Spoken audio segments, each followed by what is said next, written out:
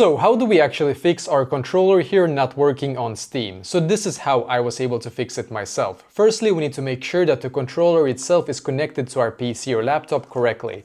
And you do so by flipping it over if you have a wireless controller. Then most likely you will see a little flicker right here and you have to flick it to the Bluetooth symbol if you have one right here. Sometimes it just says BT. But if you have a wired controller as I do, then you have to just put it into your PC right here. I'm just gonna show you.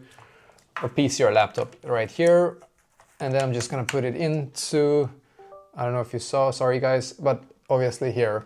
And quite often it's gonna like automatically detect it. If it doesn't, I'm just gonna go into Steam here and click on this button, or at least I have to click on that button. And then click on the Steam logo in the top left corner and click on settings and then click on controller. So here you will be able to see if Steam actually detects your controller here. If it does, most likely you will also click on set up here. So you need to set up the controller so it works perfectly on your Steam. You can also click on show advanced settings and make sure to enable all of those right here. It depends what type of controller you have, to be fair, but I just enable all of them just so I know that it doesn't matter which controller I actually connect, anything should work. There is one more thing. So you can see I'm playing Rust right now. And when you click on a specific game on Steam, you will probably see controller either supported or not supported. Even if it's not supported, you can just click on view controller settings. And then in here, make sure to click on enable Steam input if you haven't done so already.